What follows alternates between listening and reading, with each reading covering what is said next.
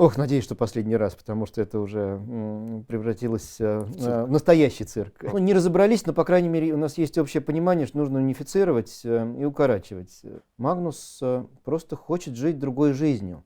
Он хочет быть счастливым в чем-то другом. Магнус сомневается не только в участии в цикле, но и в некоторых других турнирах ФИДе, в том числе в Рапиде и Блице. В конечном счете, это моя ответственность. Меня за него можно критиковать. Критикуй, Конечно. Пожалуйста, без проблем. Это справедливо. Мы читингом не занимаемся. Да, мы тоже. Мы только античитинг. Мы тоже, да. Он старается быть корректным юридически, чтобы не попасть под судебные иски. Старается, хотя все это очень на грани. И морально мне это очень не нравится, то, что происходит. Несмотря на господинов Бютнеров, несмотря на Джинсы, Карлсон, у нас всегда в шахматах это. Это, может быть, люди, которые вот нас смотрят, они думают, ну что у них сегодня скандалы какие-то. Добро пожаловать в шахматный мир, друзья. У нас всегда так. Да и без этого было бы скучнее. Да.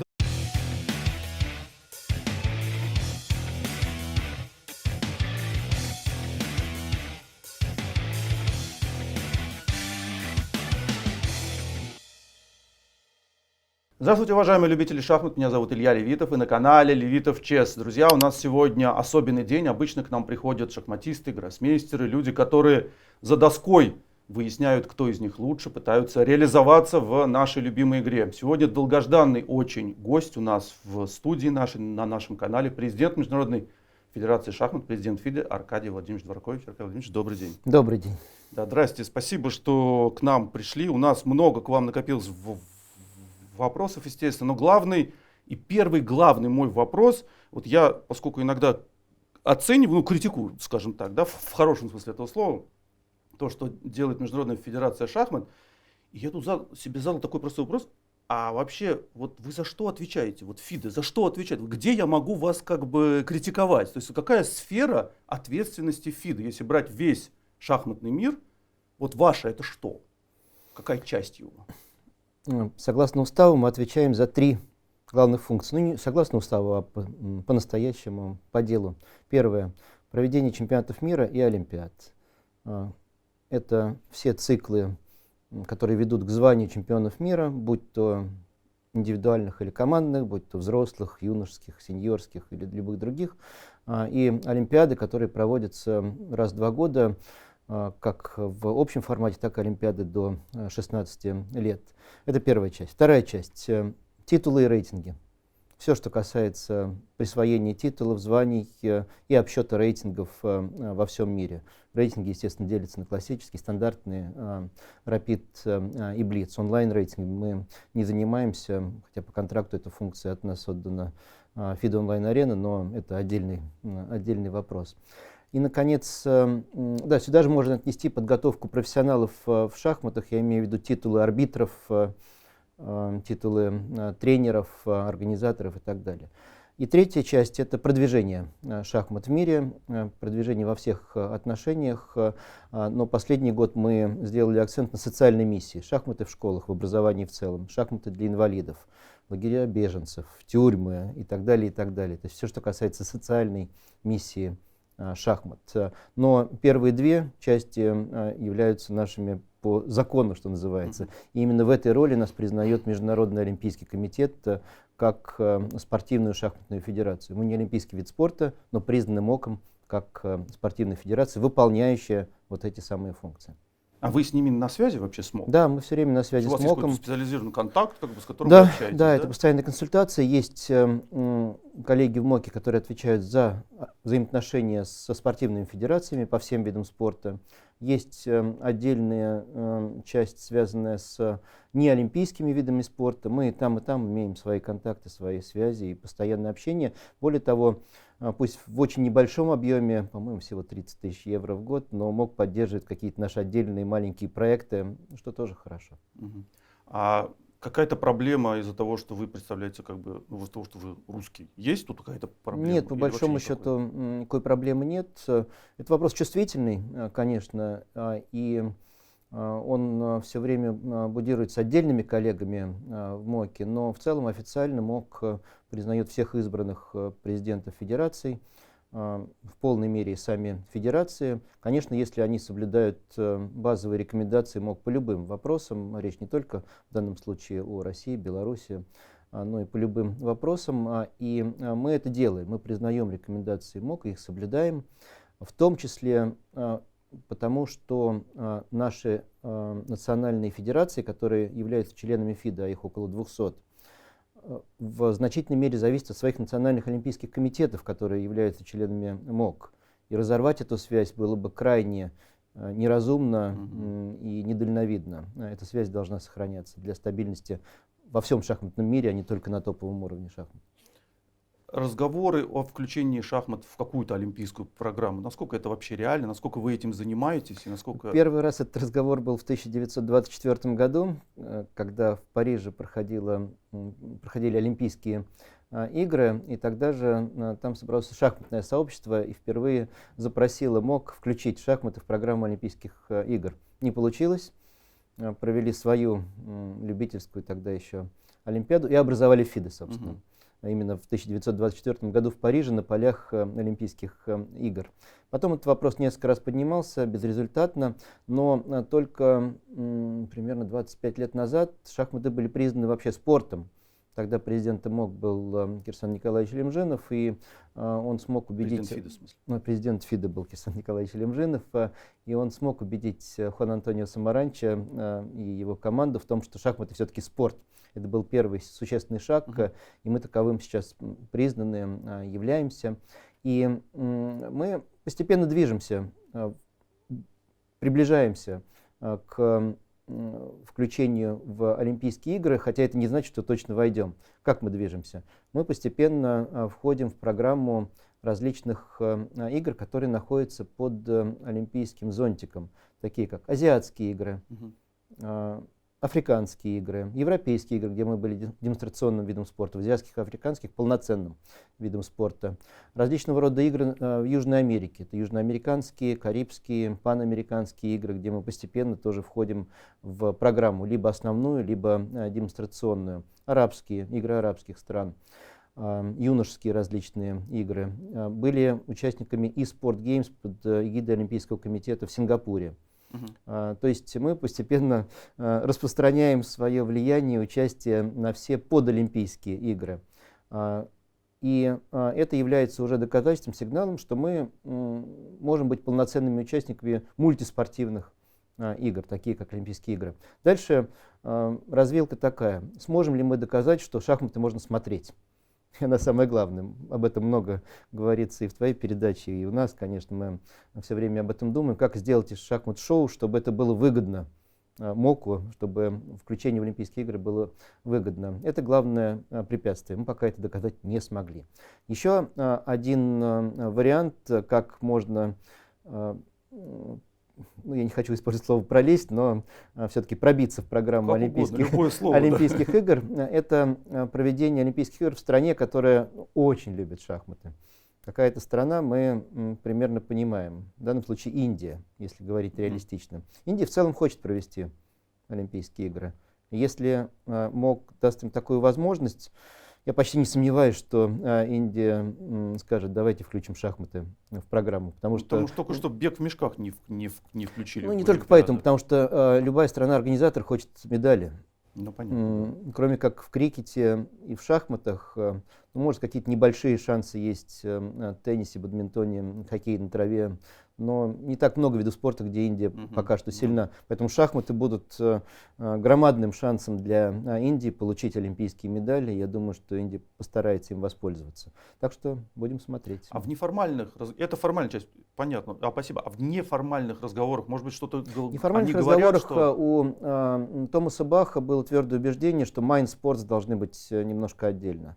И вот эти mind games должны быть отдельно, не входить в программу Олимпийских игр. И он это убеждение свое ни разу не менял, не приближался к другому пониманию.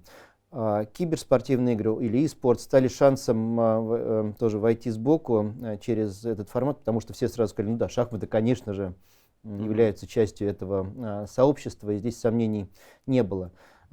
Поэтому это стало вот небольшим шажком вперед. Будет ли у нового руководства МОК большая любовь к шахматам? Посмотрим. Не только к шахматам, вообще майндспорт, но понятно, что шахматы наиболее влиятельные в этом кругу.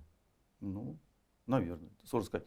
Есть, конечно, бридж, есть шашки. Слушай, есть, вопрос, что считать mind games? Это вот я называю покер, их это mind games? Да, но в целом, да, есть спортивный покер. С покером нам тягаться трудно. Да, есть Го, есть китайские шахматы, есть японские шахматы.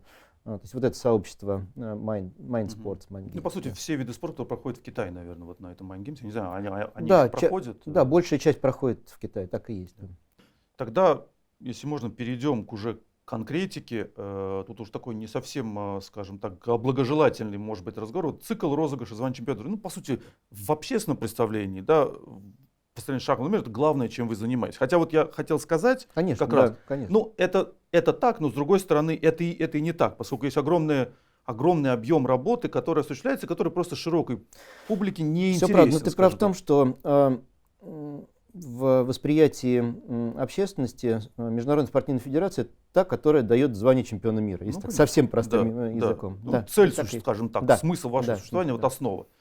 Вот я, прежде чем говорить о цикле, розыгрыш, там, отбора, все, хочу понять вообще, где мы находимся в этом смысле. Поскольку в моем представлении любителя шахмат, я никогда не играл в шахматы, вот слежу там много десятилетий, уже где-то варюсь в этом всем.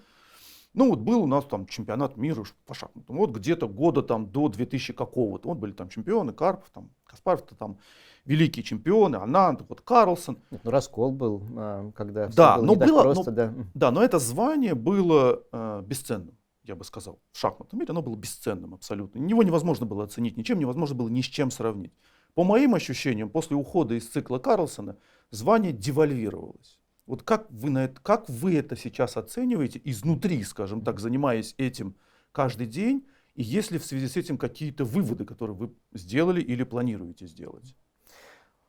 Первое. Надо всегда смотреть в историю, конечно. Это с чего мы начали.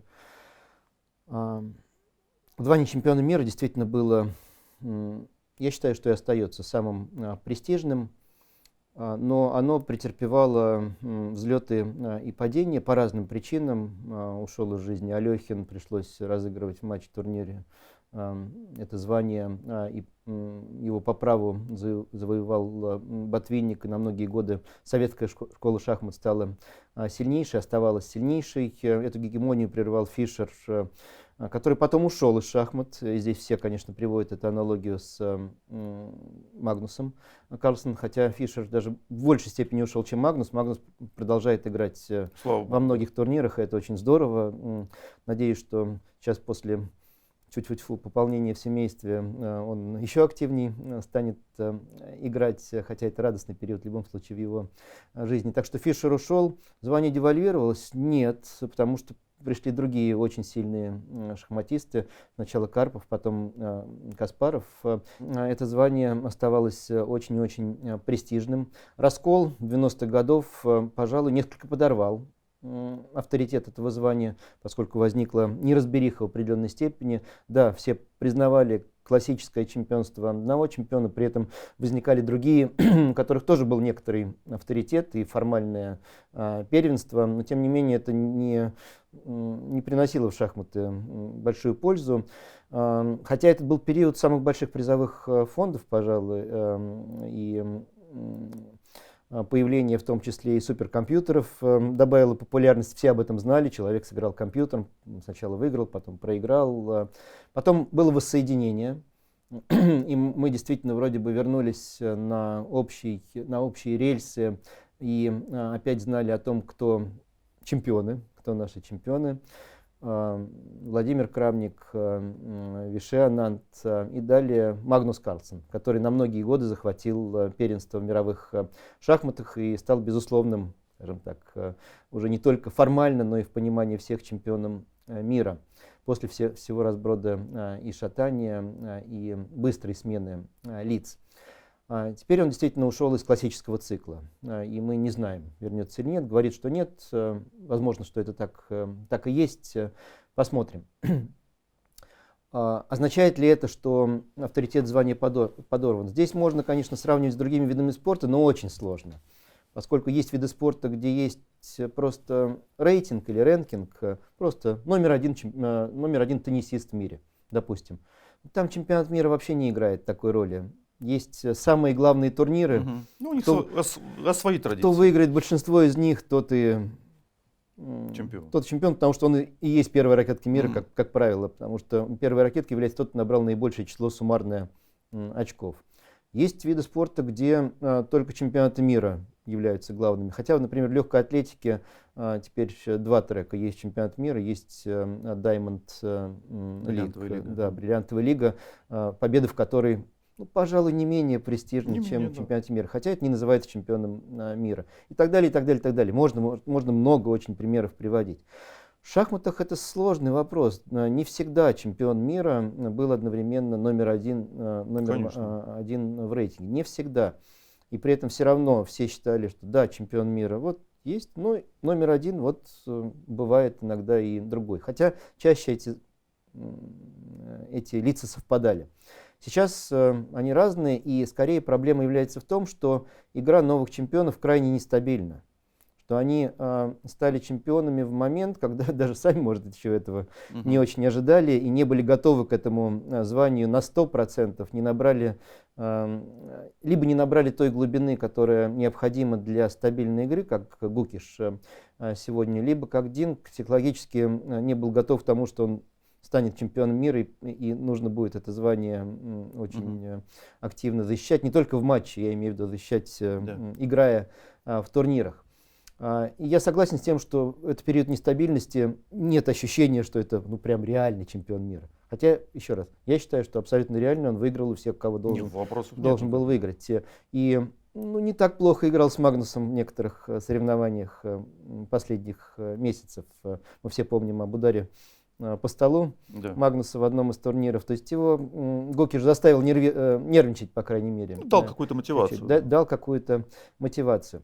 Поэтому я думаю, что, как и любой период нестабильности, он закончится. Мы постепенно войдем в некое равновесное состояние, в котором опять будет общее признание, что вот, да, есть чемпион, и он действительно номер один. Хотя нынешняя природа шахмат, не природа даже, а нынешний характер шахматной борьбы, связанный с компьютерной подготовкой, иной степени интенсивности, иным соотношением дебютов с другими стадиями игры, вызывает некоторые сомнения, что все совсем уж придет в равновесие. Вот эта нестабильность может из-за этого, именно из-за того, что очень быстро можно взлетать и также быстро падать, эта нестабильность может оказаться... Что вы имеете в виду? Ну, всегда можно было быстро взлетать и падать. Да, но компьютерная подготовка дает возможность быстрее нарастить свой шахматный багаж и стать, у меня такое ощущение, и стать более успешным, по крайней мере, на протяжении некоторого короткого периода времени. Потом к тебе приспосабливаются, знают, как с тобой играть, и твое вот это временное превосходство начинает сходить на нет. Я имею в виду вот эту нестабильность. А вот то, что было раньше, фундаментальная подготовка, и потом к ней добавилась компьютерная, как у Магнуса. Он все-таки вырос на фундаментальной, и компьютерная была дополнением.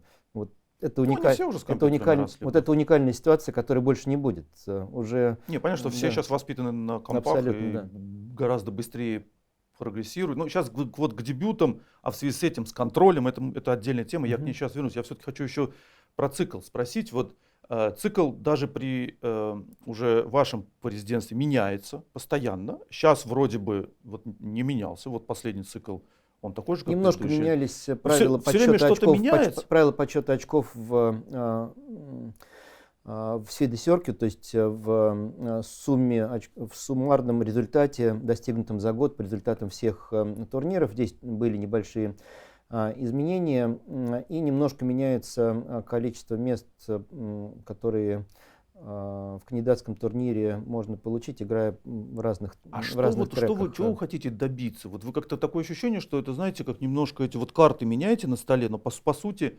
ничего мы хотим добиться, чтобы меняется. В турнире претендентов играли лучшие. Это первое. И чтобы эти лучшие были результатом объективного отбора.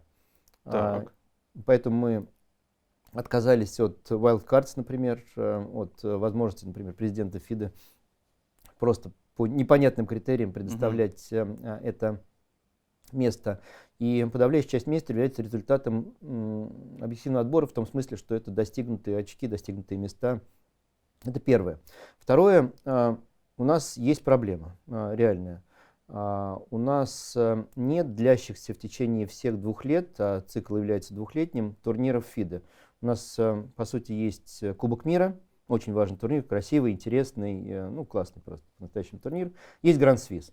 Сейчас они вообще получились очень приближены во времени друг к другу, сентябрь и ноябрь, я имею в виду Open World Cup. И получается, что в течение остального периода 1,5 лет вообще ничего нет. Ну, есть FIDE Circuit. И вот это ничего нет заменяется FIDE Circuit. Понятно, эта идея понятна. Да, лучше бы, чтобы было.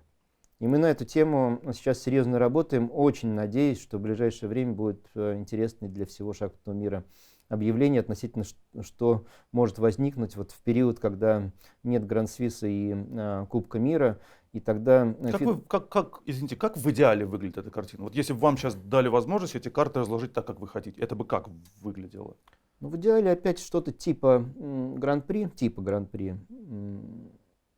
Все равно Кубок мира и Большая Швейцарка, поскольку это 2 разных интересных формата, и любой шахматист имеет возможность по результатам отобраться. Да, но если вы хотите отбирать по итогам большего периода времени, год-два, то Гран-Свиз, как мы видим, это вообще полулотерея. То есть у нас сейчас, например, там, ну, то, что в этом смысле Кубок мира мало отличается от Гран-Свиза. Есть просто нет, в Кубке мира сложнее. Не факт. Там игра на вылет.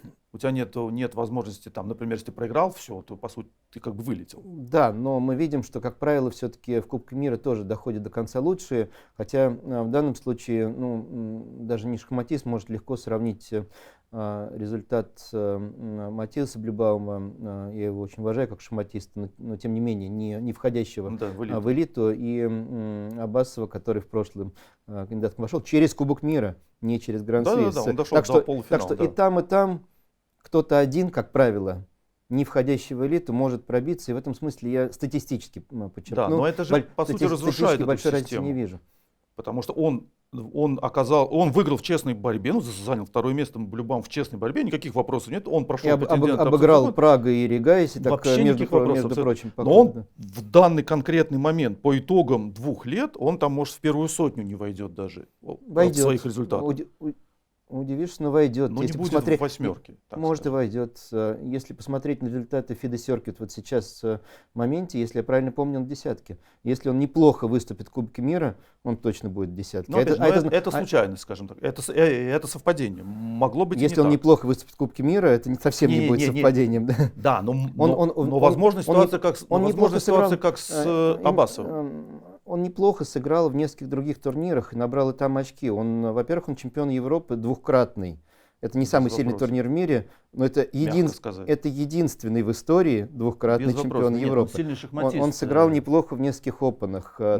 Ладья против ладьи, с ним играть невозможно. Он обыграет любого. Карлсона, Карпова, кого хочешь. Я к тому, что, да, сюрприз, да, может рассматриваться как немножко случайность, но, тем не менее, он точно не случайный человек в шахматном мире. Он довольно неплохо играет в шахматы. Что мне нравится, он еще и образованный. У него степень магистра математики. В отличие от многих других шахматистов, это не то, чтобы это достоинство очень большое, но это хорошо его характеризует. Хотя онлайн у него репутация катастрофическая. Ну, опять же, но это не имеет отношения к отбору. А опять же, в этом отборе, в одном турнире хорошо может сыграть.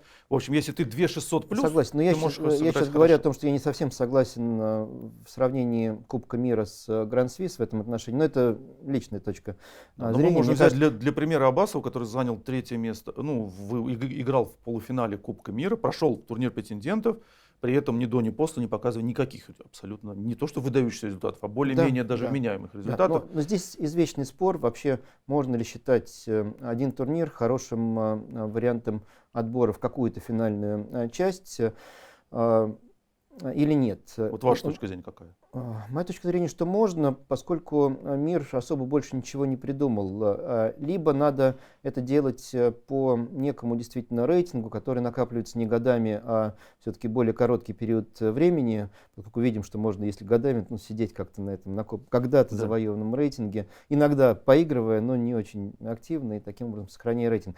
Поэтому можно перейти плюс-минус теоретически, я не говорю, что мы хотим Конечно. это сделать, на, например, теннисную систему, где рейтинг считается в течение 12 месяцев, можно 24 месяца считать, например, но это уже дело вкуса и Мне кажется, техники. это вопросом супер принципиальным, на самом деле, и очень Да, важным. и тогда вот лучшие несколько могут играть потом, например, в турнире претендентов. Но мне кажется, что людям интересна вот эта вот борьба в конкретном турнире за конкретный результат. Не просто за несколько очков вот в этом двухлетнем рейтинге, прямо за результат. Я выигрываю, я попадаю куда-то дальше. Почти во всех видах спорта это так, почти во всех. В футболе ты должен свою группу выиграть, чтобы попасть на чемпионат мира. То же самое... ну, Но у тебя там все-таки матчей много. Не один турнир. У у тебя, нас, условно, у нас в отборочных турнире матчей. много матчей. Ну, партий много, Кстати, да. футбол сейчас тоже на швейцарскую, полушвейцарскую систему. Как-то они ее Да, извратили. да, извратили очень сильно, да, но тем не менее берут хороший пример с нас. Например, квалификация на Олимпийские игры в разных видах спорта. Можно квалифицироваться разными путями, как и у нас, по сути.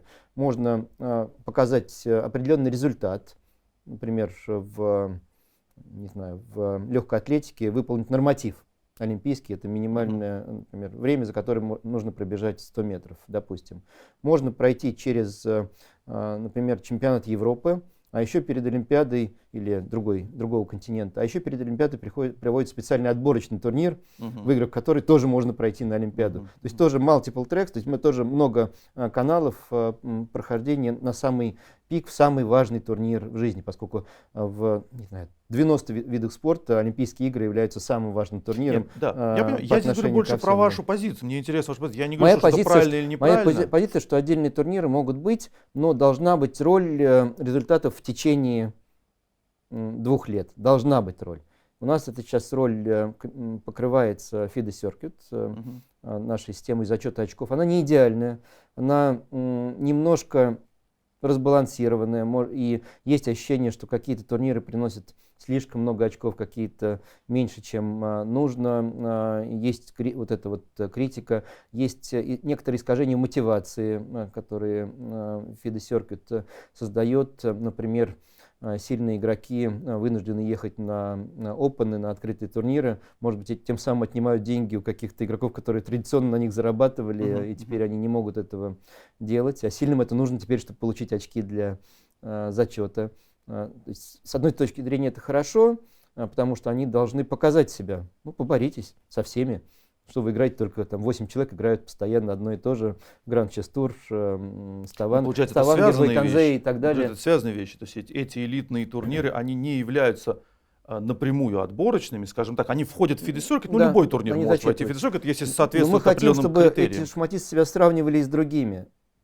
Чтобы не было вот этой вот абсолютно закрытой элиты, где все решается мнением организатора, кого позвать, кого нет. Согласен, это очень порочная система. Да, а еще вдруг получается, что организатор не хочет иметь сразу 3 индийских шахматистов, зовет только 2, поэтому 3 все время оказывается А с этим что-то можно сделать? Вот выстроить систему, как в теннисе, например? Да, вот это мы сейчас и пытаемся сделать. 2 варианта есть. Первый вариант — попытаться договариваться с организаторами всех основных турниров, чтобы они вошли в некую общую систему, но работали по единым критериям. Да. Как должны определяться участники, как зачитываются очки и так далее, и так далее.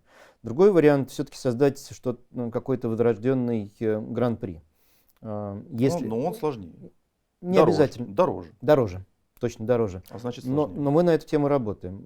И, повторяю, надеюсь, что будут хорошие новости в ближайшее время. А вы с организаторами же наверняка за эти 7 лет уже разговаривали. Да, но пока не удалось найти... Они не хотят, да? Не очень хотят. У нас был разговор когда-то с Гранд Чес Туром. Это было уже 6 лет назад, даже чуть больше.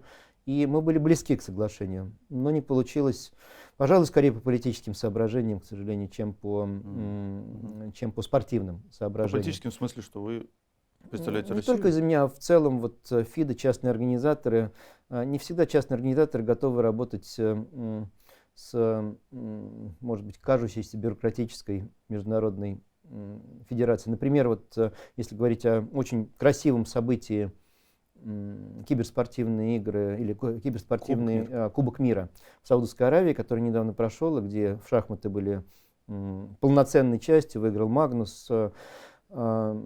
Магнус, да, Магнус. выиграл Магнус, да. Просто, Это вообще не ошибка, так сказать, в большинстве ситуаций. да, просто его команда в результате не смогла занять первое место в Да, общем зачете. Первое место заняла команда, по-моему, Накамуры и Ферруджи, Да. если я правильно помню. Они сразу сказали всем спортивным федерациям мира: мы с вами не работаем. Ну, а им зачем? Ну вот то же самое частные организации, частные организаторы шахматных турниров. Ну, большинство из них не очень хочет. Некоторые, в принципе, А вы да, знаете, как но большинство нет. в других видах спорта наверняка же они что-то от этого получают, организаторы. Они же хотят, наверное, от вас что-то получить. Может быть, даже не деньги, я не Ну, знаю, вот что. интересное сравнение, которое приводил наш заклятый друг Бютнер, когда начинал организовывать фристайл чесс, это Формула-1. Формула-1 это частная организация, и он говорил, что вот они же сделали вот частные организации и звание чемпиона мира. Но я открыл сайт и показал ему название Международной спортивной федерации в шапке Формулы-1. Именно Международная спортивная федерация одобрила, что конечно, победитель конечно. Формулы-1 будет называться чемпионом мира. То есть Формула-1 решила, что ей выгодно работать с международной этой частной организацией. Наоборот, с этой общественной организацией. Да, с общественной организацией, спортивной федерацией, хотя спортивная федерация проводит турниры, может быть, другого по значимости, по популярности уровня, чем Формула-1. У нас пока вот с этим непросто, но мы двигаемся в этом направлении. Я почти уверен, что в конечном счете мы договоримся с частными организаторами о совместной работе. Она есть и так, потому что мы присваиваем рейтинги, мы присваиваем титулы по итогам этих турниров. То есть взаимосвязь у нас есть. Нет, понятно. Но нет, она больше формальная, нет совместных титулов, совместной именно спортивной работы. Рейтинг очень важный для меня вопрос. Мне кажется, мы все равно, по сути, в любом виде спорта пляшем от рейтинга. Даже в футболе, где есть много разных соревнований, рейтинг сборных, рейтинг клубов, им имеет большое значение. У нас рейтинг исторический. Да? У нас в рейтинге, например, там, Владимир Борисович Крамник, который 14-й чемпион мира, не играет уже в шахматы, там 7 лет условно, или там 6 лет, он может сейчас сыграть несколько классических партий, вернуть себе там свои 2750, ворваться там в топ-20 шахматистов мира. Не говоря уже о 13-м чемпионе мира, который может выйти на второе место сейчас и сыграть, значит, 40 партий и пробиться в турнир претендентов. Ну, понятно, что это все фантазии, но то есть зачем нам этот исторический рейтинг? Можно его сделать более актуализированным, как, например, в теннисе или в снукере, да, берем просто индивидуальные виды спорта, где уже это реализовано, и таким образом, где-то, может быть, не будет тех проблем, о которых я хочу чуть позже поговорить, которые были с Дингом, Ферруджи и Накамурой. Вы планируете это делать или сейчас такого плана нет? Плана еще нет, обсуждение активное есть. Плана еще нет. Внутри, в смысле, ФИДа? Да, внутри, да, обсуждение. Есть, есть и письма, там, и мнения экспертов на эту тему, есть мнение отдельных шахматистов. Система рейтинга формировалась в течение 50 лет примерно, с 70-х годов в рамках ФИДа. И такого типа проблем до какого-то времени не было, потому что вот уходили, не было такого, что долго не играли, потом возвращались и вдруг что-то хотели. Почти не было таких случаев. И всегда рейтинг довольно хорошо отражал шахматную силу, сравнительную шахматную силу отдельных шахматистов. Все, кто наверху, все активно играли. Это почти всегда так было. Ситуация изменилась скорее вот в 20-м столетии. Были другие проблемы. Была проблема сначала инфляции рейтингов, потом дефляции рейтингов. Из-за этого система корректировалась, менялись коэффициенты. Некоторые, мы недавно, кстати, буквально 2 года назад, борясь с дефляцией рейтингов, несколько скорректировали систему, и видно сейчас по статистике, что эту проблему мы почти решили. И вроде бы не создали какую-то значимую дополнительную инфляцию тоже, то есть так аккуратно прошли здесь. Но появилась действительно другая проблема. Многие люди замечают, вот, правда, что кто-то очень активно играет, а кто-то почти не играет, и рейтинг перестает отражать сравнительную силу. Поэтому у нас есть спот в претендентах по рейтингу. Да. Так что это важно. Надеюсь, что последний раз, потому что это уже превратилось в настоящий цирк. Да, к сожалению. Настоящий цирк с разными способами сыграть активное количество партий, которые уже применили и Динг, Ферруджи и Накамура. И теперь уже Хикару Накамура. И кроме слегка искусственной игры, это же ведет еще к накоплению рейтинга некоторому. Сейчас, если ты играешь... Фармингу по-русски. Да, фармингу, да, по-русски. Сейчас, если ты играешь, ты игрок 2800 практически, играешь с игроком 2000, например, ты все равно получаешь примерно 0,8 к рейтингу. Но эту проблему совсем просто решить. Я думаю, что она через несколько дней уже будет решена. Мы на эту тему уже обсудили, проголосовали даже решение, и оно войдет в действие. 0,8 нельзя будет получать за такие партии. Но по большому счету Хикару, например, в данном случае это и не нужно, ему просто нужно количество партий. Ну, рейтинг был приятный, не помешает. приятный Не помешает. Для пиара добавка, приятным дополнением к этому процессу. Но если серьезно говорить по поводу рейтинга, мне тоже кажется, что что-то делать надо. Одно из предложений, которое звучит из уст специалистов и отдельных шахматистов, просто постепенно снижать рейтинг при отсутствии на какое-то количество очков, при отсутствии партий в течение определенного периода времени. Действительно, один из вариантов. Другой вариант, ближе к теннисной системе, как мы уже говорили, считать рейтинг только за определенный период времени, когда ты защищаешь свои очки. А не с детства. Да, когда защищаешь свои очки прошлого. Да. То есть важно, как ты сыграл в прошлом году, чтобы ты в этом году сыграл, по крайней мере, не хуже. Да, возможно, и такая система. В общем, есть разные варианты, как решать. А где сложность? Задачу. Почему это не сделать? Где вот, во-первых, надо решить, как именно, так, или по-другому. Это всегда непросто, потому что сколько шахматистов, столько мнений приблизительно. Это не 4 варианта, там Е4, Д4, С4, конь F3, это чуть больше вариантов.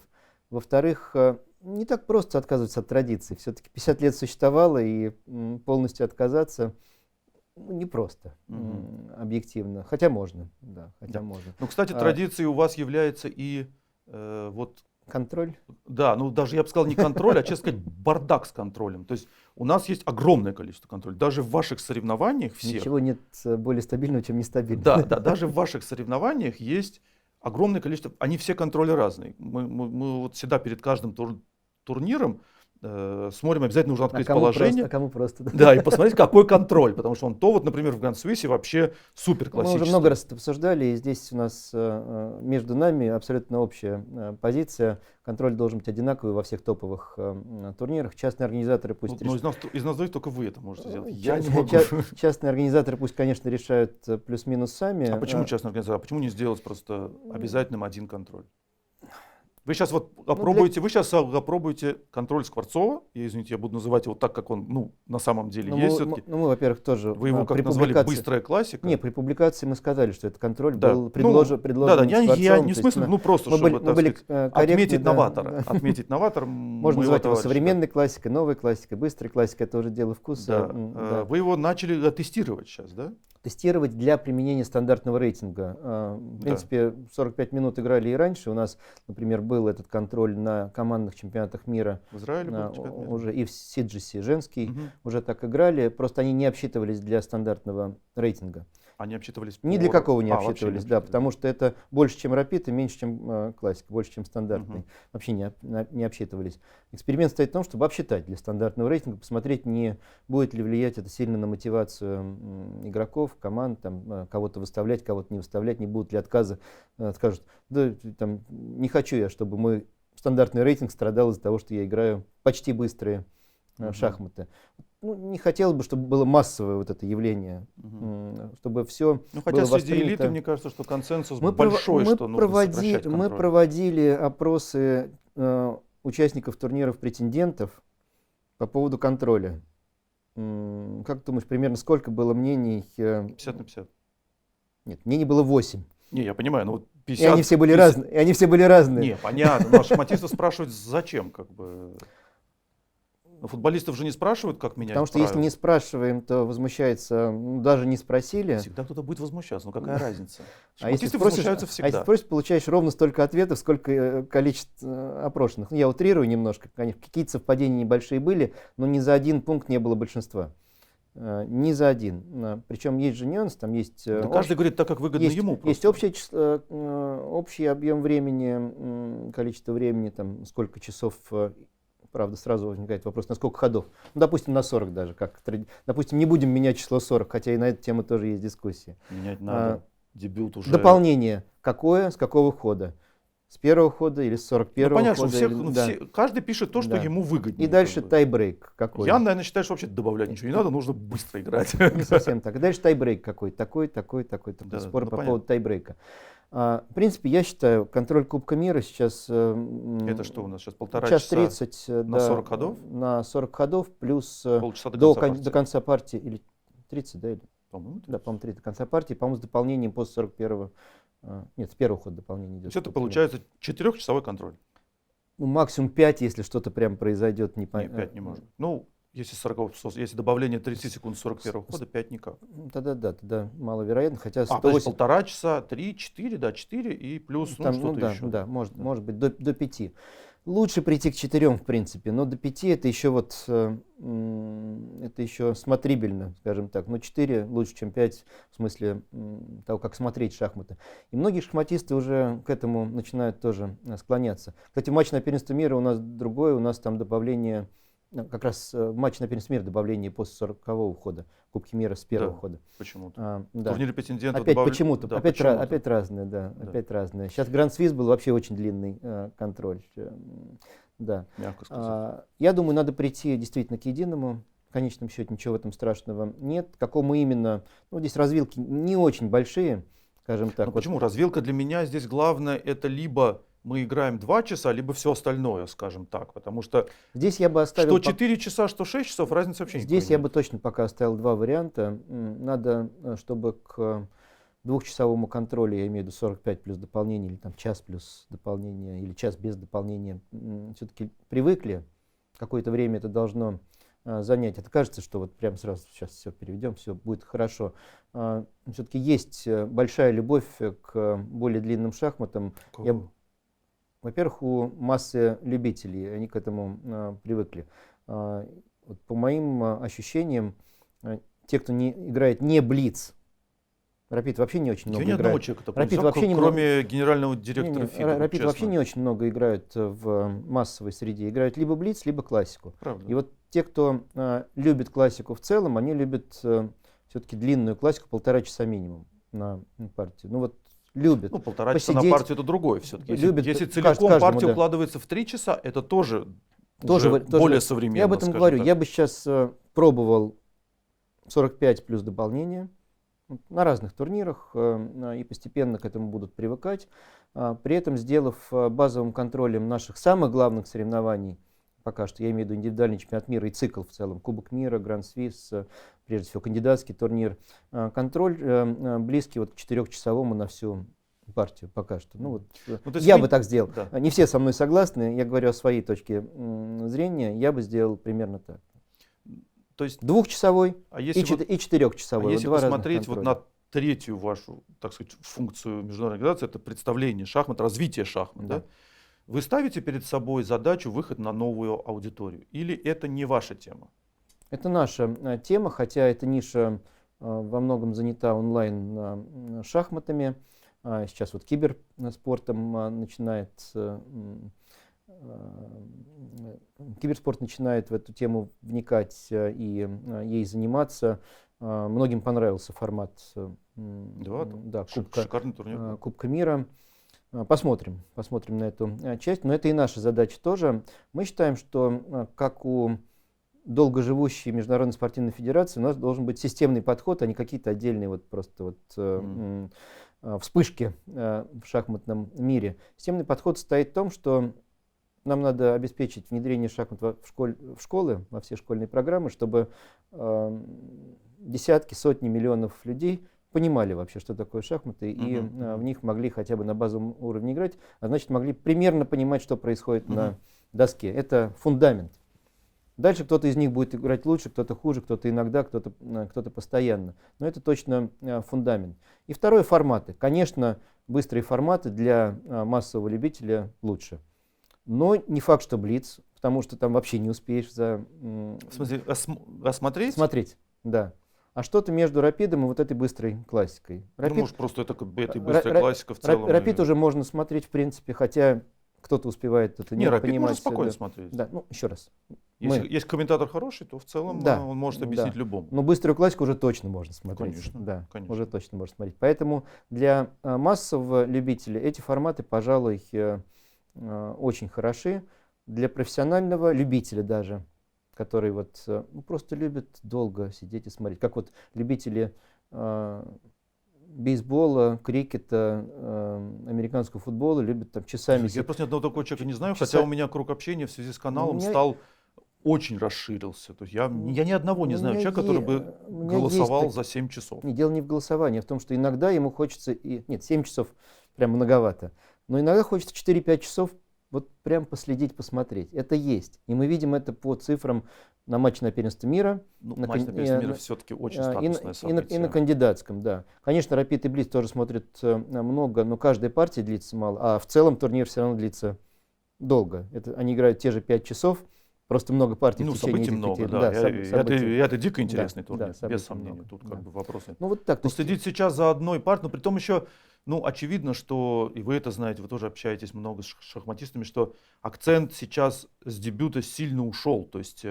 дебют сейчас знают не до 8-го хода, как даже во время, когда я пришел в шахмат, там 20 с чем-то лет назад, вот на 8-м ходу уже можно было увидеть там Лека какого-нибудь, который сидит и час думает. Сейчас это практически исключено, если только не какая-то совершенно кривая схема. Ну да, на 8-м ходу начинает думать, потому что начинает вспоминать, а куда там меня могут завести. Да, ну то есть по сути этот контроль, он не добавляет нам зрителей, длинный контроль любой, не добавляет нам зрителей, скорее он лишает возможности современного человека посмотреть и вникнуть, и он, ну, делает работу шахматиста очень тупой, потому что нужно сидеть зубрить.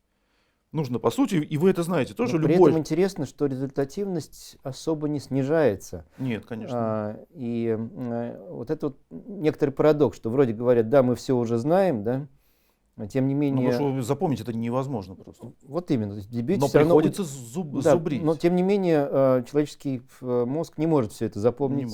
Все равно ошибаются, идут не туда, что называется. Нет, конечно. Ну, результативность, кстати, да. Мы вот сейчас сравнивали, результативность Grand Swiss не изменилась за 2 года. Изменилась. Такая. Ну, там потому что еще очень разный уровень, кто-то не в форме, кто-то в форме. То есть... Не только, даже если посмотреть первые, я не уверен, что первые 10 досок даже изменилась результативность. Нет, скорее всего, даже если не всю когорту взять, а только первые 10 досок, скорее всего. Я тоже... просто здесь больше радую даже там пара туров было, когда ничей было много. За шахматистов, чтобы дебют, поскольку когда, например, сильный шахматист играется с более слабым, да, в швейцарке, вот тут был турнир какой-то, Грищук сейчас рассказывал, что Гири играл там в последнем туре, вот не Grand Swiss, а другая какая-то швейцарка, где он играл в каких-то Эмиратах очередных, и он играл там в последнем туре, ему нужно было выиграть партию там у человека не сильного, он вынужден был там просто ферзевой с переменной цвета потери темпов играть, просто чтобы получить какую-то игру. Игру сейчас получить очень сложно, то есть идет... Ну, вот как он и в последней партии в Grand Swiss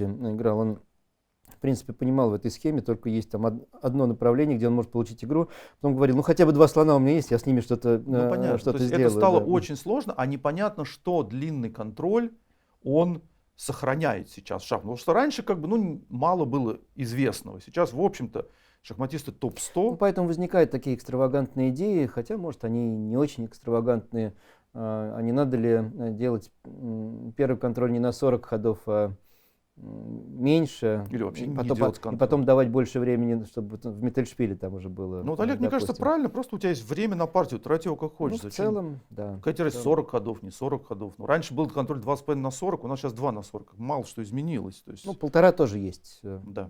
Ну, хорошо, с контролями, в общем... Ну, не разобрались, но, по крайней мере, у нас есть общее понимание, что нужно унифицировать и укорачивать. Да, в этом смысле, да. Это я рад. Теперь вот в рамках общего цикла, так сказать, вопрос очень важный для меня, он и связанный с третьим тоже, третьим направлением вашей деятельности, популяризация шахмат. У нас сильнейший шахматист мира, первый номер рейтинга уже больше, по-моему, точно 14 лет, может даже 15. По вашему мнению, по мнению вашей организации, сильнейший шахматист в истории шахмат, Магнус Карлсон, вы выдали ему эту премию.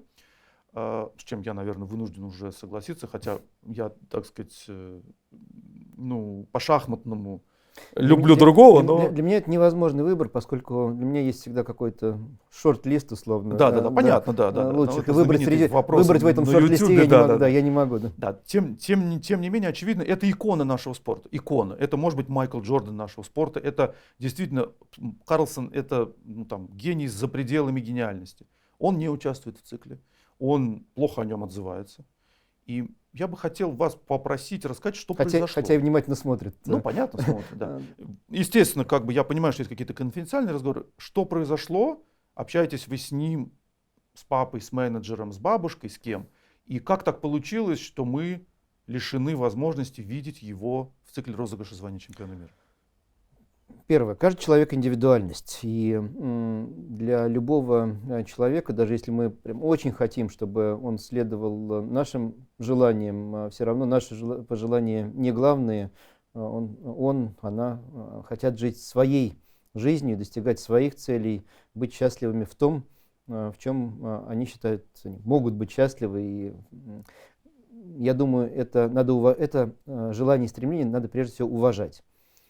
И еще в Мадриде во время турнира претендентов я понял, что Магнус просто хочет жить другой жизнью. Он хочет быть счастливым в чем-то другом, а не в постоянной в течение многих месяцев подготовке к защите своего титула. Он уже не перестал получать от этого то удовольствие, которое получал раньше. Да, ему этот титул важен. Он, наверное, в принципе хотел бы оставаться чемпионом мира в классическом формате, но он не готов тратить каждый раз 2 года своей жизни, чтобы таким образом его сохранять. Он предпочитает другую жизнь. И это именно то, почему, это второе, он, уйдя из классического цикла, продолжил играть в шахматы, делая то, что ему продолжает быть интересным, от чего он получает удовольствие. Прежде всего, это, конечно, быстрые форматы. Второе, это отдельные турниры, которые он считает, тем не менее, важными, престижными, где он может сохранять возможность сравнивать себя. Например, Норвей Чес он все-таки играет. И третье, новое, это фристайл, то, что ему показалось тоже интересным. Киберспорт, другое направление, в которое он тоже вошел, тоже ему показалось прикольно, здорово. Можно попробовать и это. Миллионам нравится, вот здорово. И он, придя туда, тоже выиграл, как мы говорили. Третье. Дело не в том, чтобы предложить ради его возвращения какой-то формат. Это вообще неправильно делать. В принципе, формат должен быть интересным. Если он будет интересным, то, может быть, он вернется. Я бы сказал, современным даже. Современным, хорошо. Да. Современным, значит, интересным для современного любителя, современного шахматного сообщества. Покажется ему новый формат, если он будет, мы к этому пока не пришли, более интересным, вернется, но прям под него что-то делать, он сам первый скажет, не надо ничего, и он сказал это. Не надо под меня ничего. А он что-то говорил, вот если будет так, я буду играть? Нет, я это уже много раз говорил, не было этого, это кем-то созданная интерпретация, которая является неправдой. Он сказал, я просто не буду это делать, и все, да? Он сказал, я, скорее всего, не буду участвовать. И я воспринял это, скорее всего, как практически наверняка.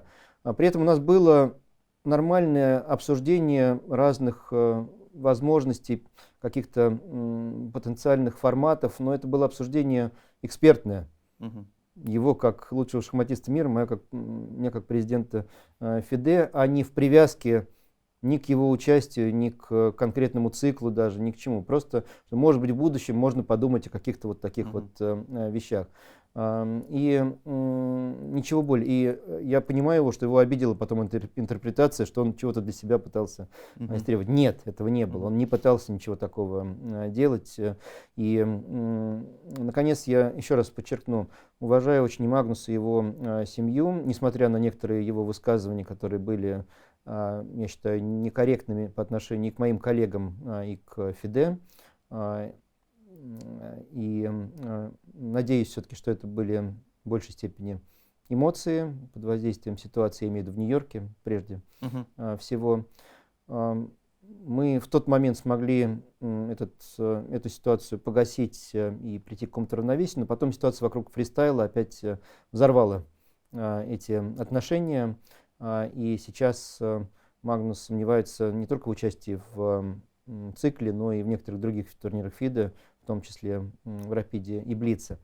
С моей точки зрения, мы оказались не очень хороши в коммуникациях вокруг темы фристайла, и нужно было вести, может быть, более интенсивный прямой диалог с шахматистами на эту тему, избежав рассылки каких-то формальных писем, которые мы считали юридически важны. Но, может быть, это повредило общей ситуации вокруг фристайла. Поэтому за это лично, но не от ФИДе, лично просто прошу прощения, потому что я этим занимался.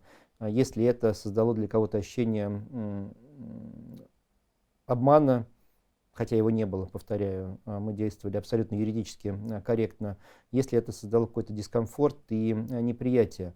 Но я не считаю, что это должно оставаться препятствием для дальнейшего сотрудничества. Поэтому в данном случае могу принести свои извинения за создание этой ситуации неопределенности для шахматистов и недопонимания между руководством ФИДе и ведущими шахматистами. Да, ну имеется в виду, вы имеете в виду ситуацию, при которой шахматисты, по сути, в какой-то момент должны были как будто бы выбирать между участием в цикле розыгрыша звания классического чемпиона мира и участием во фристайл-серии. По сути, да. Отчасти на это повлияло просто время. Это Новый год, новогодние праздники, и очень трудно было диалог выстроить без вот этой формальной коммуникации через письма. Я тогда приехал, уже ближе к концу процесса в Вейконзее, и там с несколькими шахматистами поговорил, что нужно было сделать в каком-то формате до этого. Поэтому это не оправдание, это просто изложение фактов, но это то, что привело к конфликту, к недопониманию, даже к обиде, может быть, между в том числе мной и семьей Магнуса, в том числе и Хенриком. Ну, с Магнусом, я думаю, что отношения все-таки, наверное, окончательно испортились в Нью-Йорке. Все-таки это джинсовый скандал, конечно. Не между мной и Магнусом. Ну, вы же просто не сами себя представляете. Вы же Нет, в данном ФИДе. случае мы смогли с Магнусом найти общий язык в отношении джинсовой истории, но при этом, повторяю, это не значит, что я считаю его слова в отношении коллег ФИДа корректными. Раз уж мы про Нью-Йорк упомянули, все-таки я хочу спросить этот вопрос. Зачем вы дали 2 золотые медали? Можете мне объяснить? Скажем так, не зачем, Почему? Почему или как так получилось, даже лучше сказать. Напомню, это было 31 декабря 2024 года, вечер, накануне Нового года. И это была финальная часть Блица, когда после многочасовой борьбы в финал вышли Магнус Карлсен и Ян Непомнящий. И в какой-то момент, мы все это видели, Магнус захватил лидерство, чудом, каким-то и напряжением воли, и сил, и таланта Ян отыгрался, потом были ничьи, и потом возникла ситуация, в которой Магнус спонтанно подумал, что это может продолжаться бесконечно. Ну, это было видно по его лицу, что он об этом подумал, и задал вопрос Яну, не стоит ли нам спросить. Не, он ему предложил, нет, сговор ему предложил. Не совсем. Сначала он просто предложил спросить за доской по поводу, в кавычках, сговора. Это было уже, когда они отошли в сторону. Не, он за доской ему говорит, давай, а ты не хочешь типа за это закончить? Да. Что-то такое, вот какая-то закончить, да, но потом он говорил, мы же все, вот, уже отойдя. Но я считаю, что это было уже полушуткой. Что будем просто делать короткие ничьи. Да. Хотя, когда мне позвонили и описали ситуацию, это первое, о чем я подумал. Но они же будут просто делать ничьи, это очевидно. Если они уже... Шахматисты всегда, если хотят сделать ничью, делают ничью. Это мы знаем очень хорошо. Дальше вопрос следующий. Вот это был сценарий возможный. Дальше вопрос следующий. В этой ситуации мы должны были поступить тогда как с партией Дубов непомнящий на чемпионате мира, таком же по Блицу, но не в финале, тогда не было такого финала, просто была одна из партий в Самарканде, когда главный судья Теневой дебют. дал 0 очков, да, коневой дебют, 0 очков обоим. В данном случае тогда не присвоить золото никому, если эту аналогию перевести на Нью-Йорк. Это прямая аналогия. Я не додумался до варианта, честно скажу, при котором обоим можно было бы присвоить серебро. В данном случае, не присваивая звание чемпиона мира. Хотя, то есть это было бы в такой ситуации, такого полусговора, может быть, справедливо, но с точки зрения любителей шахмат тоже не очень красиво. У нас нет чемпиона, да? Вот играли, а чемпиона нет. Вот как сделать так, чтобы чемпион появился, это был один чемпион, они бы делали ничего. Ну и что? Не было бы чемпиона. Нам какое дело? Не было бы чемпиона. Ну, Вот, есть же правила. То есть... вот в тот момент, когда нужно принимать решение быстро, проанализировав все эти сценарии, посоветовавшись с парой коллег, и никто, кстати, не возразил против моего решения, не тому авторитета. Я думаю, что это была уже и усталость, и ожидание Нового года, сочетание всех этих факторов.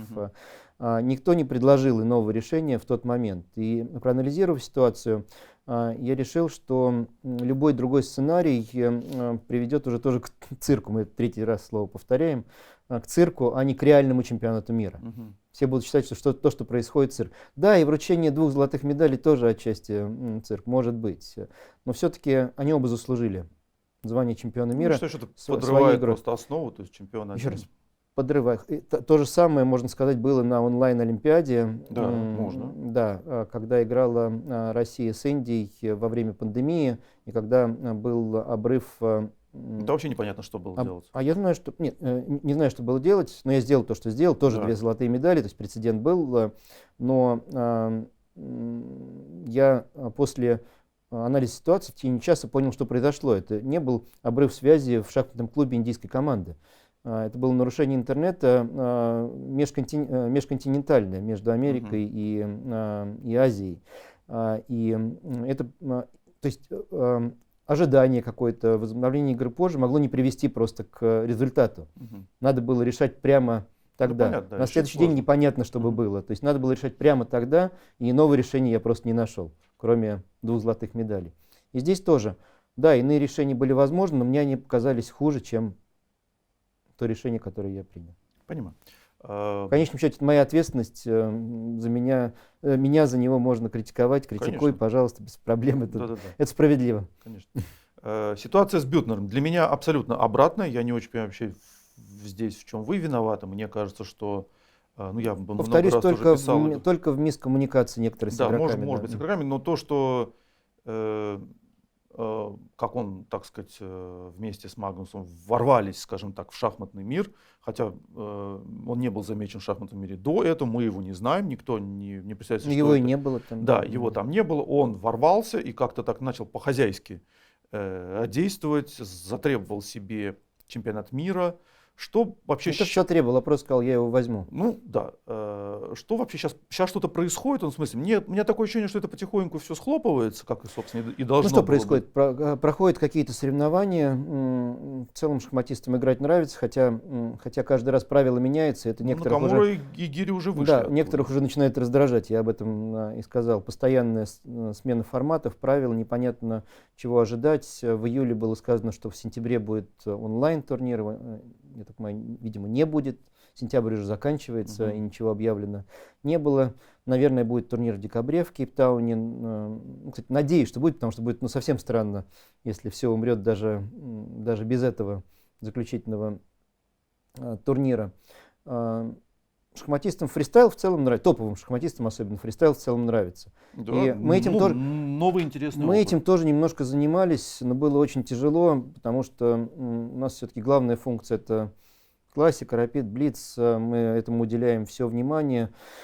Еще чем-то заниматься параллельно можно, и мы провели 2 небольших чемпионата мира, где играли тоже лучшие, в том числе Магнус, Ян, Уэсли Со. Но это были такие компактные маленькие турниры с небольшими призовыми фондами. В целом я буду рад, если мы в сотрудничестве с кем-то, сможем организовать полноценный фристайл-цикл, чтобы шахматистам это нравилось, чтобы были стабильные призовые. Это было еще одним каналом популяризации шахмат. Ничего плохого в этом вообще не вижу. Отличное дополнение к классике. Но не получается, вот пока не получается. И я не вижу пока потенциала возобновления этого диалога с нынешней командой фристайла, хотя буду готов его возобновить на принципах взаимного уважения, а также уважения правил ФИДE, нашей организации и наших прав на звание чемпиона мира, которое признается Международным олимпийским комитетом.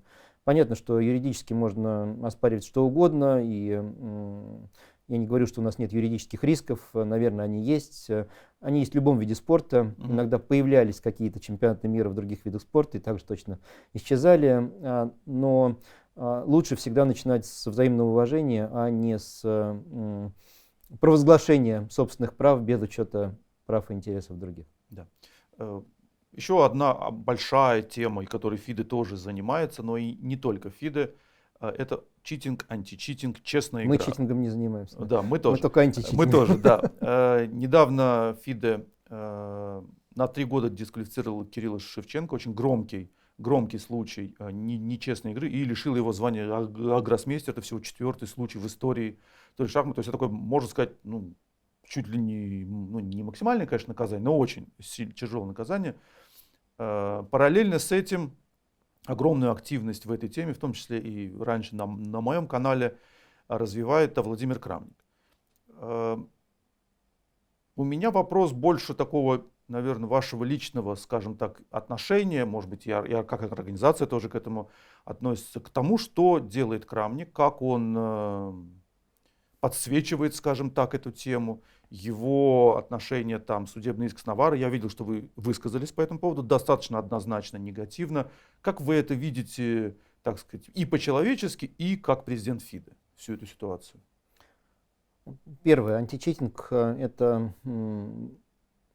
важнейшее направление нашей работы, а читинг – это очень серьезная болезнь шахмат, возможно, и в других видах спорта, но в шахматах это усиливается тема искусственного интеллекта или глубокого машинного обучения, возможности получить подсказку, превышающую по качеству уровень любого шахматиста зачастую. Если говорить о продолжительных периодах времени, нескольких ходах, понятно, что какой-то конкретный ход и шахматист может назвать, но делать лучшие ходы на протяжении многих партий или даже одной партии постоянно ни одному шахматисту почти не подвластно. У нас есть несколько методов борьбы с этим явлением, от профилактики, постоянной пропаганды, что это плохо, освещение этой темы в школьных программах, на турнирах, в том числе среди родителей, то есть это профилактическая тема. Есть технические методы борьбы на турнирах, я имею в виду рамки, сканеры, которыми мы и выявляем иногда какие-то проблемы, иногда ловятся. Вот Шевченко не так был пойман, но некоторые шахматисты ловились именно путем использования сканеров, а не других средств. Такие примеры тоже есть. Скорее, это тоже профилактика, потому что, зная, что есть рамка и сканер, просто шахматисты не несут что-то запрещенное в зал и, соответственно, не используют. Хотя в основном это используем именно мы, ФИДЕ, на своих турнирах, а на 90% остальных, даже рейтинговых турнирах, это все не используется. И там только вот если там только если кого-то поймали прям за руку, увидев телефон. Как поймали Шевченко, собственно. Как поймали Шевченко, я об этом и говорю. А покупать везде сканеры, рамки — это очень дорого, это недоступно большинству организаторов. Есть аналитические методы. Это алгоритмы, которые позволяют сравнить игру шахматистов на протяжении длительного периода времени с их обычной силой и с силой движка. То есть понять, шахматист играет свою обычную силу или его игра в данном турнире, например, резко отличается от обычной силы. И если это отличие очень резкое, то это желтый или красный свет который зажигается перед арбитром или античитинговым офицером, и который, или квалификационной комиссией, которая обсчитывает турниры, дает звания, и которые должны сказать, верят они этому результату или не верят. И здесь есть степень усмотрения определенная. То есть мы можем столкнуться с тем, что шахматист, будучи аналитически застигнутым на таком отклонении, скажет, нет, я не читерил, и пойдет в суд против нас в КАС и выиграет дело. Теоретически это возможно. Хотя таких случаев пока Ну, аналитический не было. все-таки механизм. Я не знаю, там, И- что на передовой но технического прогресса. то, что но- говорит Владимир Крамник, чемпион мира, один из лучших шахматистов в истории, которого все за его шахматную игру всегда уважали, это тоже аналитика. Он тоже использует аналитические методы, но свои, которые являются соединением нескольких статистических и, может быть, каких-то иных, он не все раскрывает, поэтому трудно понять, методов. И как любой аналитический метод, это может приниматься во внимание по совокупности факторов, и мы выразили готовность это принять во внимание, если он предоставит нам свою методику, тогда мы готовы создать рабочую группу, которая это все, из специалистов, которые это все рассмотрит и, возможно, примет на вооружение. Мы не отказались от такого подхода, мы просто сказали, нам для этого надо получить эту методику. Но ее нет на столе, к сожалению, в виде четкого описания или приложения, или чего-то еще. Я знаю, что работу он ведет, такую, по ее четкому описанию, может быть, по созданию даже именно приложения, но вот нет пока. Поэтому говорить о том, что мы прямо готовы сразу принять ее на вооружение, преждевременно. Возможно, будем готовы, но пока преждевременно. Но что нам не нравится, это стиль, в котором выступает Владимир. Фактически, если не обвиняя, то делая все возможное, чтобы это выглядело как обвинение других шахматистов, ведущих шахматистов, без, возможно, достаточно на то оснований. А пока мы не видим методику, мы не можем эти основания принять как достаточные. И я понимаю шахматистов, для которых это оскорбительно, которые не считают себя обманщиками, мошенниками. Я знаю другие случаи в отношении Chess.com, который кого-то забанил, кого-то отстранил, а люди считают, уверены, что они этого не делали, говорят, что нет, этого мы не делали. А Chess.com говорит, нет, должен признаться, тогда мы тебя опять допустим до игры. Он говорит, мне не в чем признаваться. Не допускают. Такие случаи я тоже знаю. Это какие-то известные шахматисты? Да, известные шахматисты. Но Chess.com уверен в своей правоте. И как с этим быть, не до конца понятно. Как и Владимир уверен в своей правоте, наверное. Ну, в шахматах у нас каждый уверен в своей правоте. Да, но это не значит, что шахматист, которого он обвиняет, читер. Более того, это обвинение, он старается быть корректным юридически, чтобы не попасть под судебные иски, старается, хотя все это очень на грани. И морально мне это очень не нравится, то, что происходит. Я это уже сказал, это вопрос этики и морали, а не юридической практики, скорее в данном случае. Но я понимаю, шахматистов считают недопустимо обвинять кого-то без достаточных, в том числе официальных оснований. Вопрос, связанный с родиной. Сейчас есть такое вообще в спорте, как мне кажется, немножко чуть повернулся вектор в сторону возвращения российских спортсменов на ведущие спортивные площадки мира, не только в шахматах, а там фигурное катание сейчас, где-то легкая атлетика, разговоры какие-то идут. Что-то происходит чуть лучше, чем то, что было раньше. Я бы плавание, гимнастика. Да.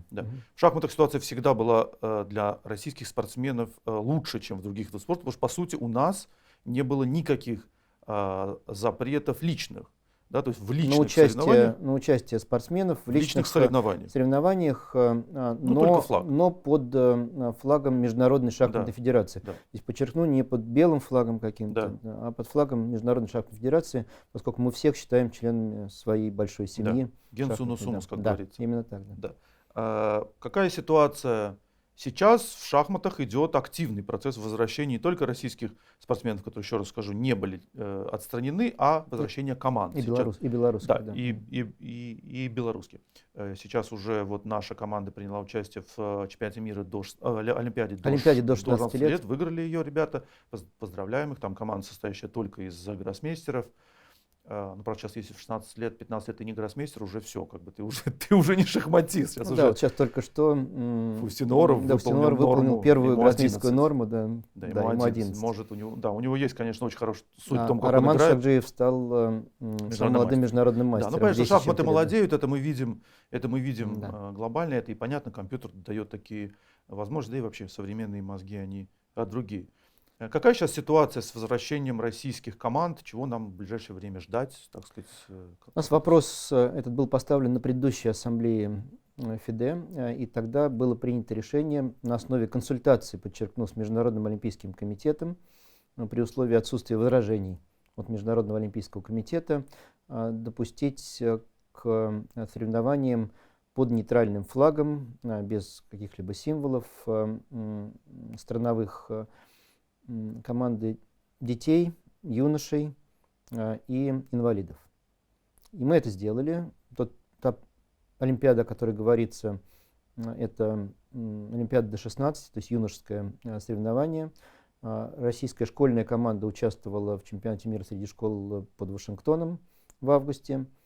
В скором времени пройдет Всемирная шахматная паралимпиада в Астане, где ожидается участие под флагом ФИДЕ российских, белорусских шахматистов.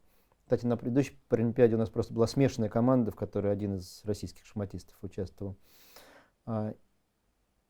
И недавно было принято дополнительное решение, также после получения письма с отсутствием возражений от МОКа, о допуске сборной женской команды под нейтральным флагом на чемпионат мира командный среди женщин в Линарисе в ноябре этого года.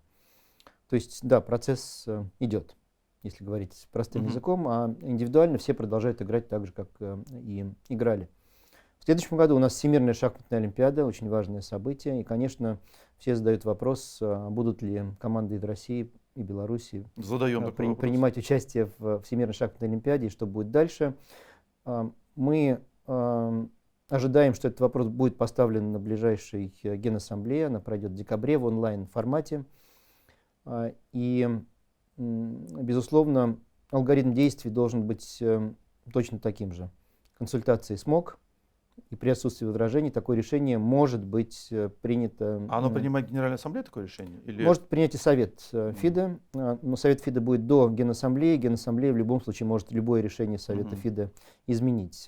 Поэтому, конечно, этот вопрос мы рассмотрим сначала на Совете, потом при необходимости он может быть вынесен на Генеральную Ассамблею, если этот вопрос будет поставлен в повестку дня, но, скорее всего, будет. Здесь больших сюрпризов быть не должно.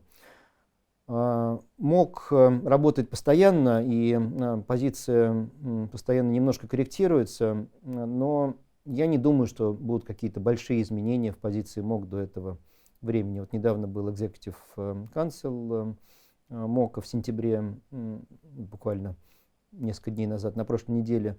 Там позиция осталась, по сути, кроме каких-то очень небольших нюансов, той же, которая была ранее, поэтому думаю, что здесь сюрпризов тоже не будет, поэтому, скорее всего, этот тренд продолжится. Но я не берусь принимать решения за Совет и за Генеральную Ассамблею. Я говорю просто о том, какие решения я могу ожидать на основе сложившейся тенденции.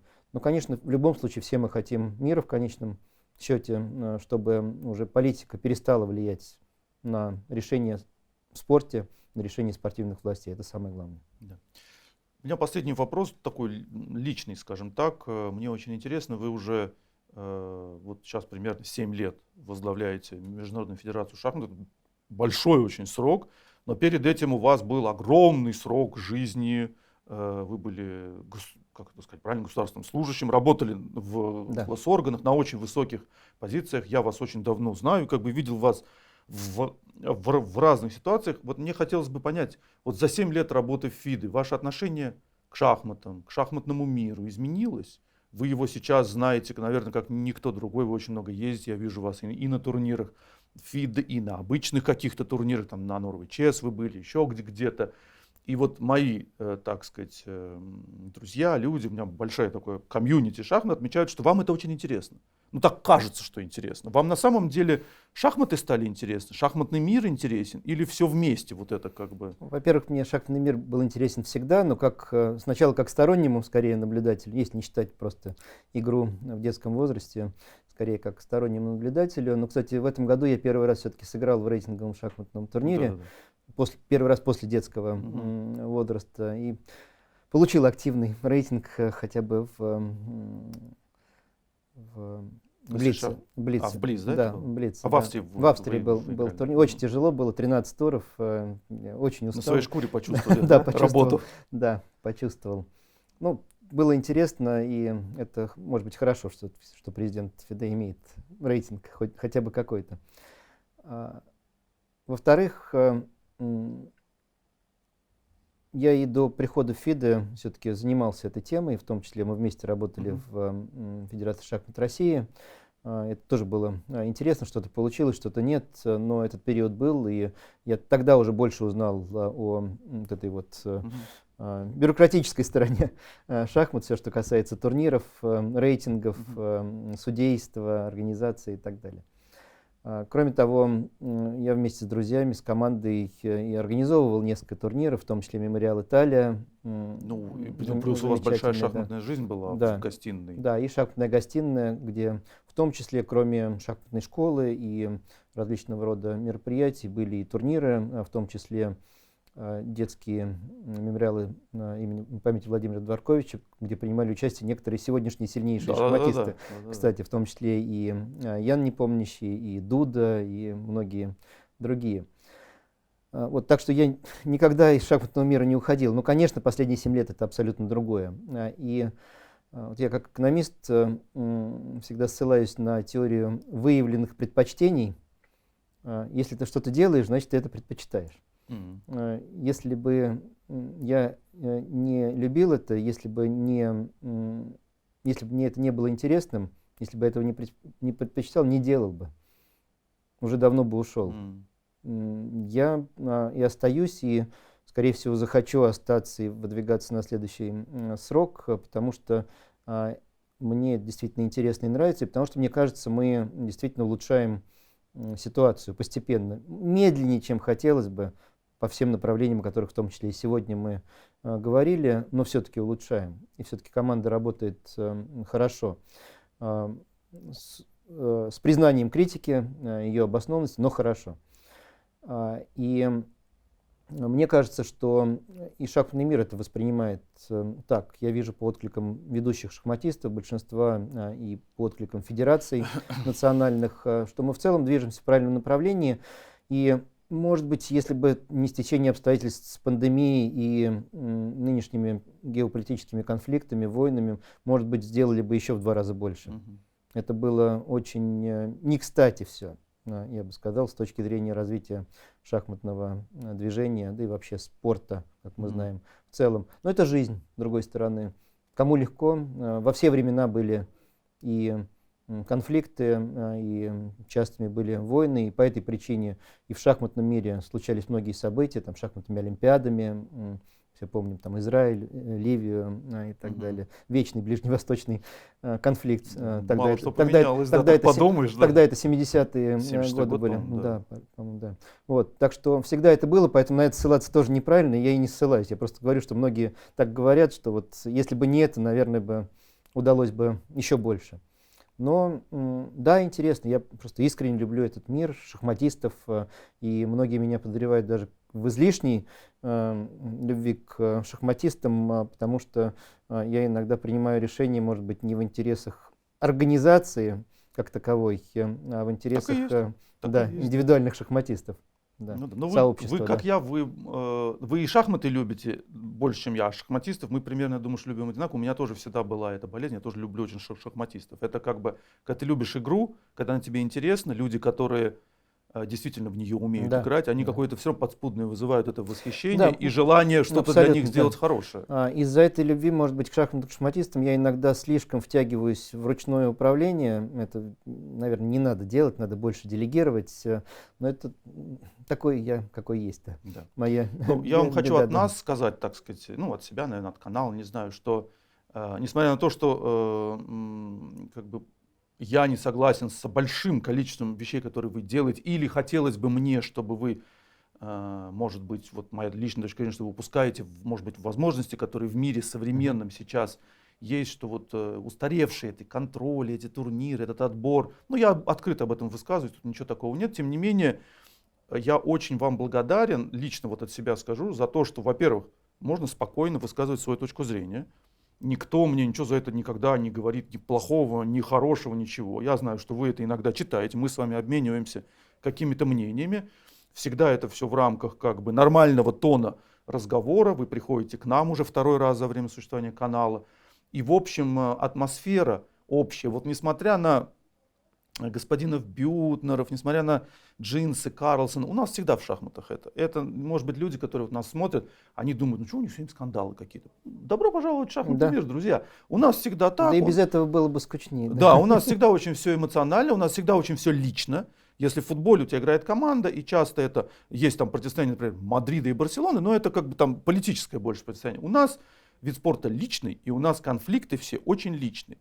И Грищук еще жаловался, что в шахматах все стало очень тихо. Я когда эту цитату в прямом эфире видел, я подумал, сейчас что-то начнется. Так обычно, когда говоришь, так и произошло. Над всей Испанией, да, безоблачной. Да, поэтому, ну, как бы мы можем выражать несогласие, но мы все равно все живем в этом шахматном мире. И надеюсь, что он будет развиваться и благодаря вам будет становиться более современным. На это есть шанс. И все-таки запрос, я думаю, определенный. И запрос, и шанс. Постараемся его использовать в самое ближайшее время. Спасибо, Аркадий Ильич. Спасибо. Спасибо.